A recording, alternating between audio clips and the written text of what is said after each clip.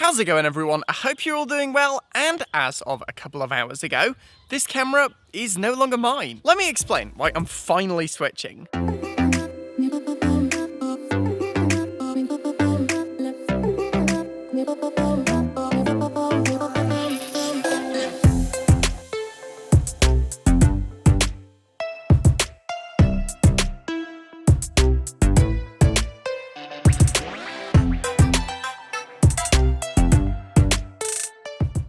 Number one, it lacks a couple of features that I really want, namely properly usable 4K video. Now, for those of you who don't know, this camera is technically 4K, however, there is such a big crop on it with all of my nice lenses, it's usually too much. So I want something with less of a crop in the 4K, really. The next thing I want is 120 FPS. Now, I kind of took it for granted on the GH5, and while I can sort of use it on the EOS R, it is only 720p, so it doesn't look very good. And the last thing I want is really good autofocus. Because while this camera does have excellent autofocus, I found that in some modes, it doesn't work as I want it to. Often it will lose my face, I have no idea why. It also immensely lacks customizability. For some reason, Canon decided to limit autofocus customization to only the one spot option, and you have to use their super expensive lenses. So it's either jarringly fast autofocus or shoot in 60 FPS. That's another thing. I can't shoot 60 FPS on the lens I'm currently using. Seeing as this is an APS-C lens, because that's all I have to shoot wide angle at the moment, yeah, ever since both of my L lenses broke, it's been this. That said though, it's not too bad. The autofocus actually works really well on this lens, but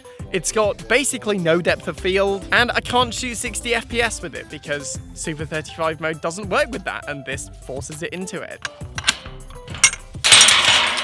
Now, let me talk for a minute about my previous camera that I had. Well, the previous camera before my previous camera, technically. So this was a Canon 70D, essentially a much older, much cheaper version of this, or so I thought, and I loved that camera. However, after using this for like over 2 years now, generally I found that I kind of preferred the 70D in most ways. Number one, the colors were nicer. Number two, the autofocus was better and more customizable. It was also smoother in video mode. Number three, I liked the button placement better. Small one, but not exactly non-existent. And while that was a phenomenal camera, I did just need something more. So I bought this. Well, first I bought the GH5, which was amazing, but again, had issues of its own. So I ended up on this, which all things considered is fine. But honestly, when I take this camera out, I don't get super excited to film with it. It's more of like a, filming time. What I like about a camera is when I am really excited to film with it, whether that be because of the insane dynamic range, slow motion features, the sharpness, all things that make me say,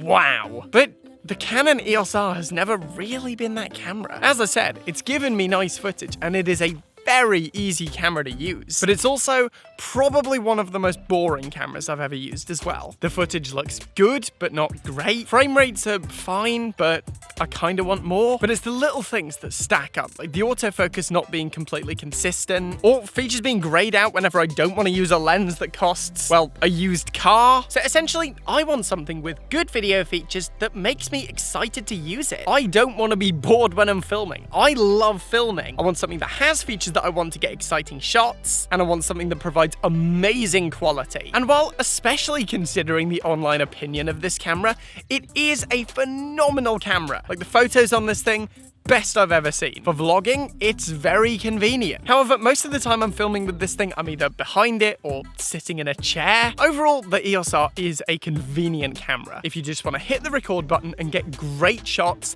this is your camera. Like, as long as you don't mind investing in glass, because full-frame Canon lenses are expensive, this is a fantastic camera. It's definitely provided me the best quality for the least amount of effort out of any camera I've ever used. That being said, when it doesn't excel in areas where you might want to be a little bit experimental, or just put a bit more effort in and get some amazing shots, this is not an ideal camera for that, and that's what I really enjoy doing. Don't get me wrong, I'll miss this camera. I've had it for like longer than most other cameras I've owned, purely because it was so convenient, but realistically, I think I'm finally ready to try something else. Now, I do actually have one more video that I filmed on this camera, mainly because switching systems can take a little bit of time, and I wanted something to hold you guys over, so look forward to that later this week. But I think we're gonna close out this camera how I got it, by making some coffee.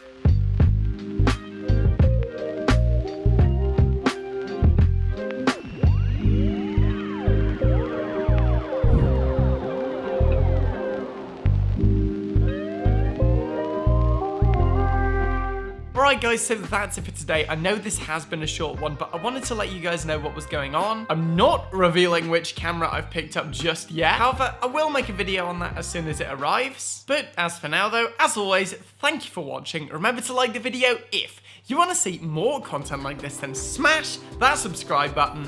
I'm done for now, and I will see you guys in the next one.